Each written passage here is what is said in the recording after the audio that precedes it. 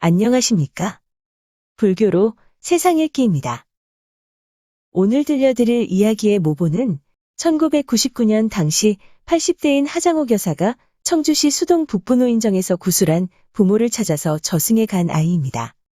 오늘 이야기는 지난주 토요일 첫 번째 편에 이은 두 번째 편입니다. 구독과 좋아요, 그리고 알람 설정 부탁드립니다.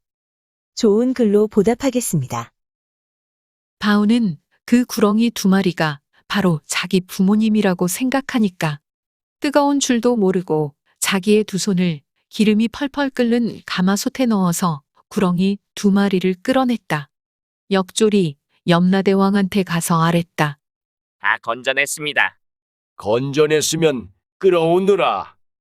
대왕이 바우의 어머니에게 물었다. 너는 무슨 죄가 있어서 끓는 기름 솥에 들어갔느냐? 예, 쇳내는 저 세상에 살 때 술장사를 했습니다. 그때 술에다 물을 타서 팔았습니다. 겨우 그것뿐이라고. 아닙니다. 대왕님, 남의 남자를 유혹해서 여러 가정을 파탄시켰고 걸핏하면 싸움질하고 주변 사람들을 이간질하는 등 그 죄가 말도 못해서 기름가마에서 끓고 있었습니다. 정말 그것뿐이냐? 아닙니다. 대왕님, 늙어 중풍이 든 시어머니에게 밥을 안 줘서 굶어서 돌아가시게 했습니다. 못된 것 같으니라고. 대왕이 바우의 아버지에게도 물었다. 너는 왜 기름가마에 들어갔니? 예, 남의 집에 불나면 가서 잘 됐다고 그 앞에서 춤췄고 남의 물건 도적질하고 남의 여자 보고 다녔습니다. 또 남의 동기간을 이간질해서 싸움을 붙이는 등 지은 죄가 너무 커서 기름가마에서 끓고 있었습니다. 그것뿐이냐? 아닙니다. 내자가 아픈 어머니에게 밥을 안 줘서 굶어 죽게 만드는데도 알면서 모르는 척했습니다. 대왕이 바우에게 물었다.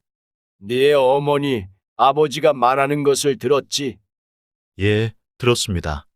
그래도 저 사악한 구렁이들이 내 아버지 어머니라는 생각이 드느냐? 자기 부모님이 인간 세상에서 한 행동에 대해서 들은 바우는 너무 충격이 커서 아무 대답도 할 수 없었다. 할머니를 굶겨 죽이다니.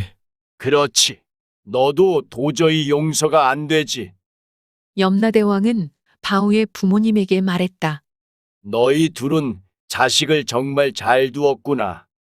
여기가 어디라고 이 먼 곳까지 찾아와서는 손등이 다 벗겨지는 줄도 모르고 기름 가마솥에서 너희 둘을 꺼냈다.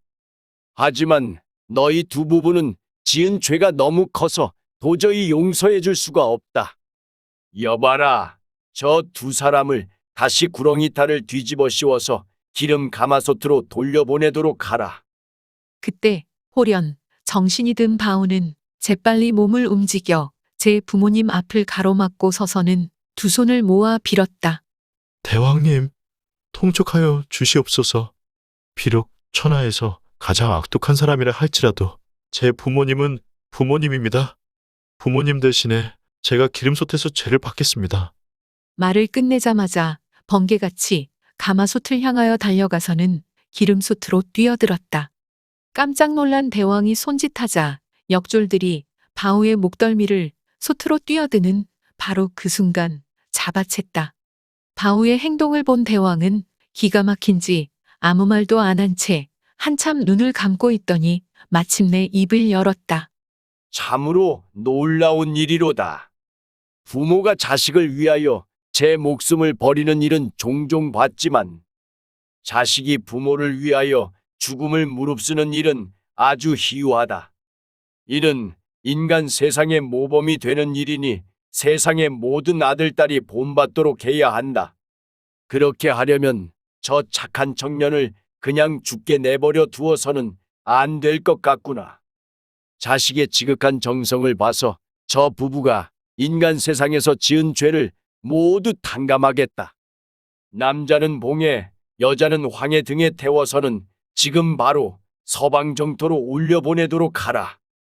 아미타 부처님에게는 짐이 따로 연락해서 선처를 구하겠노라. 아버지 어머니가 봉황의 등을 타고 하늘로 올라가자 바오는 하도 좋아서 염라대왕께 크게 절하고 물러나왔다. 그런데 나오면서 생각하니까 세상에서 맡았던 몇 가지 일이 불현듯 생각났다. 그래서 다시 염라국으로 돌아갔다. 이 골치 아픈 놈이 왜 다시 왔어? 하고 염라대왕이 귀찮은 표정을 감추지도 않은 채 물었다. 너 이 녀석 왜 또다시 돌아왔느냐? 세 가지 물어볼 것이 있어서 왔습니다. 뭐라고? 세 가지나 있다고? 빨리 물어보고 얼른 내 갈 길을 가도록 하라. 예, 그렇게 하겠습니다. 첫 번째로 제가 이곳을 오는 중에 큰 강을 건넜는데 강에서 큰 이무기가 나와서는 물에서 1000년, 산에서 1000년, 집에서 1000년, 3000년을 쥐새끼 한 마리를 안 잡아먹고 돌을 닦았는데 왜 등천을 못하는지 물어봐 달라고 했습니다. 이무기는 왜 용이 돼서 하늘로 못 올라갑니까? 염라대왕이 말했다. 그 녀석은 턱에 여의주를 2개나 가지고 있어서 욕심 때문에 못 올라간 것이다. 가서 하나는 너를 달라고 그래라. 그러면 용이 돼서 등천할 것이다. 예, 알겠습니다. 그리고 또 어떤 처녀가 외딴 집에서 사는데 그 아가씨가 누가 자기 남편이 될 건지 대왕님께 물어봐 달라고 했습니다. 남자를 만나는 일이 부끄럽기 시작할 때 처음 만난 남자가 신랑이 된다고 전해라. 예, 알겠습니다. 마지막입니다. 어떤 스님이 자기 절에 큰 천도복숭아 나무가 있는데 작년하고 올해 과일이 하나도 안 열리는데 왜 그런지 물어보고 오라고 했습니다. 왜 그렇습니까? 큰 오리알 만한 금덩어리가 나무 밑에 2개 묻혀 있어서 그렇다. 도적놈들이 금덩어리를 훔쳐서는 나무 밑에다 파묻어 놓았는데 그놈들이 관군에게 잡혀서 모조리 사형당했다. 그 금덩어리를 파내면 내년부터 열매가 열릴 것이다. 그러고 그 금덩어리에는 이제 주인이 없다. 그러니 금덩어리를 파서 좋은 일에 쓰라고 하더라고. 그 절의 주지에게 내 말을 전하라. 알겠습니다. 그러면 수인은 다시 인간 세상으로 돌아가겠습니다. 삼도천을 지나서 세상으로 돌아오는 길에 바오는 절에 들어갔다. 스님이 반갑게 바오를 맞이하면서 물었다. 시주님, 왜 그렇다고 하던가요? 천도복숭아 나무 밑에 커다란 금덩어리가 2개 있어서 그걸 파내야 열매가 연다고 합니다. 염라대왕님이 주인 없는 금덩어리이니 파서는 좋은 일에 쓰라고 말씀하셨습니다. 바오가 스님과 같이 가서 파보니까 오리알 만한 금덩어리가 2개 나왔다. 그 절을 나오려는데 스님이 불렀다. 금덩어리 하나는 여기에 두고 불사에 쓰겠지만 나머지 하나는 시주님이 가지고 가도록 하세요.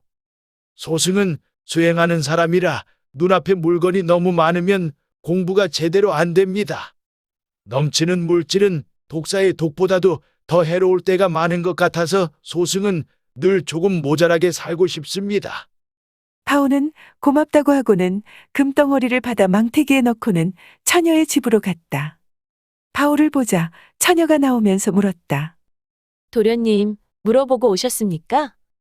예, 물어보고 왔습니다. 염라대왕께서 뭐라고 그러시던가요?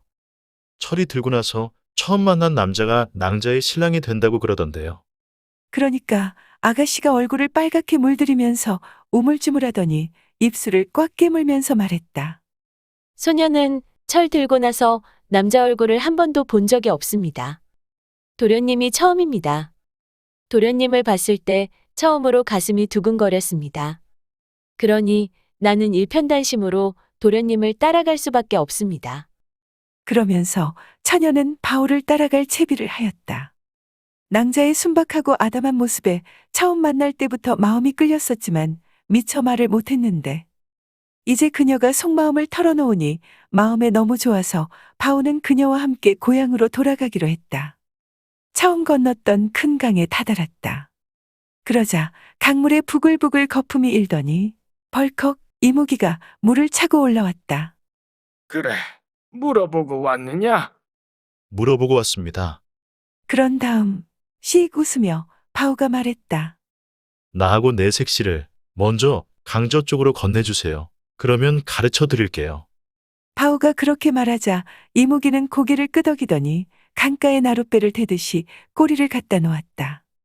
바오와 색시는 이무기가 내미는 꼬리를 꽉 붙잡았다. 그러자 이무기가 꼬리를 한번 훌쩍 흔들었고 잠시 후 두 사람은 강 건너 풀밭에 뚝 떨어졌다. 이무기가 물었다. 그래, 뭐라고 그러더냐? 욕심이 너무 많다고 하던데요. 말도 안 된다. 내가 물에서 1000년, 집에서 1000년, 산에서 1000년, 또한 3000년을 살았어도 쥐새끼 한 마리도 안 잡아먹었다. 그런데 욕심이 많다니 이게 무슨 말이냐? 염라대왕의 말을 그대로 전할게요. 당신이 턱 안에 여의주를 2개나 가지고 있는 것은 욕심 때문이라고 하던데요. 그런 욕심을 가지고는 아무리 수행을 해봐야 정신머리가 틀려먹어서 안 된대요. 하나는 당신이 가지고 나머지 하나는 나를 주어야 용이 되어서 등천한다고 대왕님이 전해주랬어요. 이무기는 조금 고민하는 듯하더니 그 말이 옳다고 여겼는지 킥킥거리며 목에서 여의주 하나를 꺼내서는 바오에게 주었다. 지극한 효성으로 하늘을 감동하게 해서 부모님을 지옥에서 꺼내 서방정토에 들어가게 만든 바오는 그 공덕으로 색시 없고 금덩어리 없고 여의주까지 얻게 되었다. 가다가 보니까 구름이 모이고 소나기가 한 줄기 쏟아지더니 이무기가 등천하는지 용이 꼬리를 길게 늘어뜨렸다. 고향에 돌아와서 전에 머슴 살던 주인 집에 가보니까 주인 부부는 어느새 할아버지 할머니가 되어 있었다. 이가 다 빠져 입술과 볼이 오므라진 주인이 합죽거리며 물었다. 저승에서 아버지와 어머니를 봤니? 예, 잘 보고 왔습니다. 바오는 저승길에 인연이 된 착하고 참한 색시와 결혼해서는 극심했던 초년고생을 뒤로하고 엄마 같고 누나 같은 아내와 아들, 딸 여럿 낳고 이 세상 누구보다도 말년에 행복하게 잘 살았다고 한다. 들어주셔서 고맙습니다. 용어 설명에 올리겠습니다. 쇳내는 소인을 조금 더 낮추어 이르는 말입니다. 내자는 다른 사람 앞에서 자기 아내를 일컫는 말입니다. 희유는 아주 드물다는 뜻입니다. 봉황은 신화나 전설에 등장하는 상서로움을 상징하는 상상의 새입니다. 기린, 거북, 용과 함께 사령 또는 사서로 불립니다. 수컷은 봉, 암컷은 황이라고 합니다. 아미타불은 서방정토에 있다는 부처입니다. 지극한 마음으로 이 부처를 염하면 죽은 뒤에 극락에 간다고 합니다. 여의주는 용의 턱 아래에 있는 영묘한 구슬입니다. 이것을 얻으면 무엇이든 뜻하는 대로 만들어낼 수 있다고 하는군요. 불사는 부처가 중생을 교화하는 일입니다. 더하여 중생을 교화하기 위해 절에서 행하는 모든 일을 불사라고 합니다. 소승은 불교 승려가 남 앞에서 자기를 낮추어서 하는 말입니다. 참고 문헌 및 자료 출처 설명에 올리겠습니다. 오늘 들려드릴 이야기의 모본은 1999년 당시 80대인 하장옥 여사가 청주시 수동 북부 노인정에서 구술한 부모를 찾아서 저승에 간 아이입니다.